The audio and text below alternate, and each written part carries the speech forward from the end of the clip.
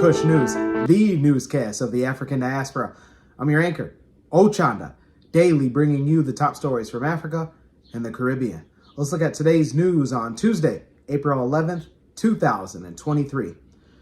We go to Ethiopia, where authorities have imposed a curfew on nightlife.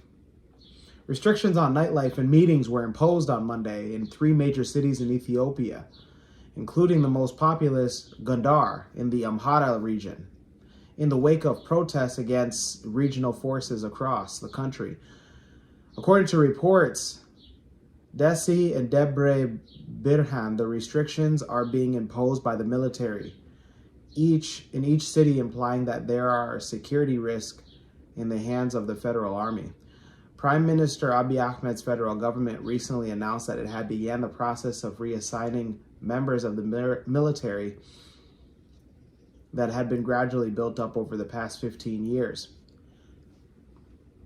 Incidents have occurred in Amhara, where special forces are powerful and provide crucial assistance to the federal army during its conflict with the rebels in the Tigray region between 2020 and 2022. In all these major cities, motorized tricycles are now prohibited from traveling at night. Bars and nightclubs must close by 9 p.m. and protests are prohibited, and all meetings must be reported to the authorities beforehand. It's also forbidden to be carrying a weapon or any object that can be used as a weapon, like a knife, machete, or iron bar in particular. Those in Ethiopia, let us know on your thoughts and let us know on what's going on the ground. So we'll head over to South Africa and Malawi. President Lazarus Chakwera of Malawi has pardoned former Homeland Security Minister Uladi Musa and 199 other prisoners as part of the commemoration of Easter. Musa was sentenced to 5 years imprisonment with hard labor for awarding Malawi passports to foreigners. The president also pardoned John Musa, who was convicted of Chamba possession. He also exercised mercy towards Jones Tewesa, the then driver of the former MEC commissioner, Linda Kunje, among other pardoned prisoners. Minister of Homeland Security Kenneth Ngoma confirmed the development to the press. According to Ngoma, the pardoned prisoners are those who committed minor offenses and demonstrated good behavior while serving their sentences. So far, there's been a total of 200 pardoned prisoners by President Lazarus Chakwera. Those in Malawi, let us know how you feel. Let us know if the president has held up to your high standards now. Let's go to Kenya in East Africa. The launch of Kenya's first operational Earth observation satellite, called the Taifa 1, has been pushed forward by a day. This is after space exploration technology known as SpaceX announced that the upper-level wind conditions would affect the flight trajectory of their Falcon 9 transporter. Originally, the launch for Taifa 1 was slated to occur on Monday, April 10th, but Taifa 1 satellite, along with other satellites from other countries, was expected to be launched in the same transporter rideshare mission. The new launch is supposed to take place today at about 11:44 p.m. Pacific time. Kenya Space Agency and Defense Ministry said in a joint statement last week that the satellite will provide timely and regular satellite data for decision support to agriculture and food security, also natural resource management, disaster management, environmental monitoring, and other applications. The launch is a culmination of a Kenya mission design and development that will be spanning 24 months. Taifa 1 was fully designed and developed by a team of Kenyan engineers.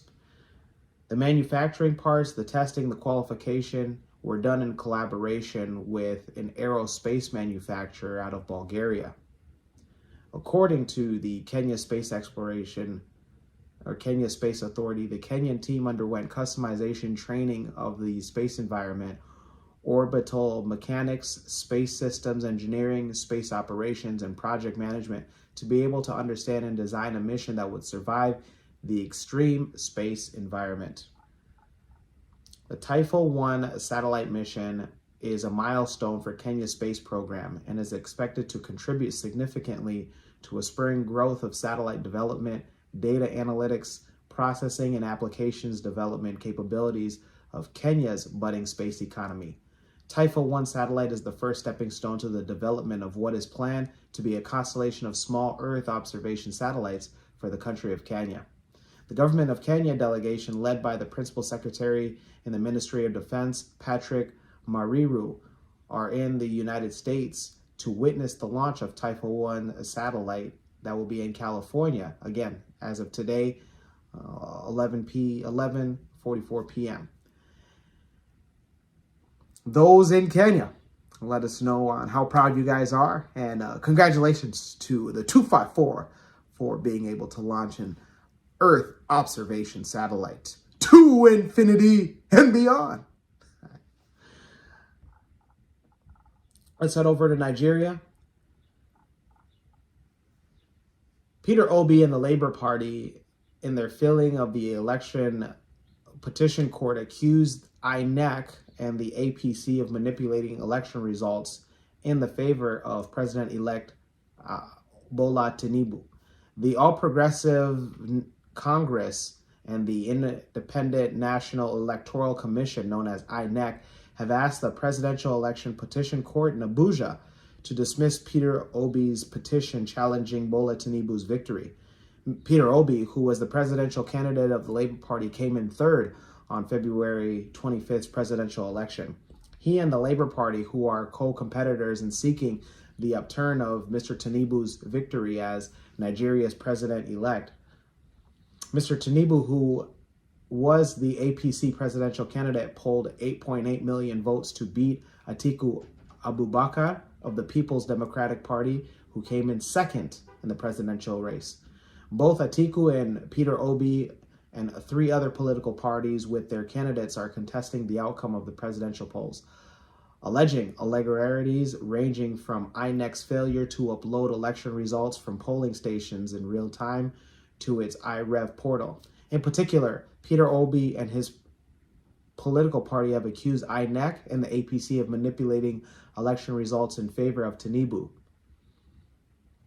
They are equally contending that Mr. Tinubu's failure to secure 25% of lawful votes casted in the Federal Capital Territory.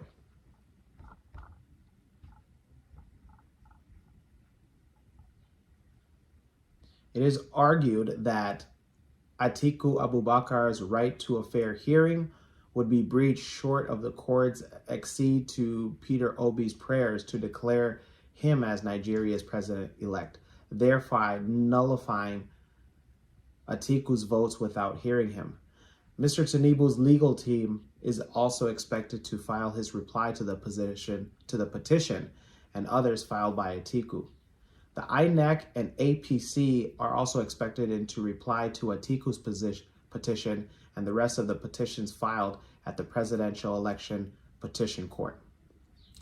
Those in Nigeria, let us know on what's to come. And also, again, you guys have a upcoming inauguration date set for May 29th. Let us know if you'll be attending, and let us know if Kush News can also be in attendance as well, if Tinubu becomes inaugurated. Let's go to the Caribbean, specifically Guyana. Police in Guyana had said that a woman has been arrested in connection with a threat made to the life of Guyana's president, Dr. Irfan Ali.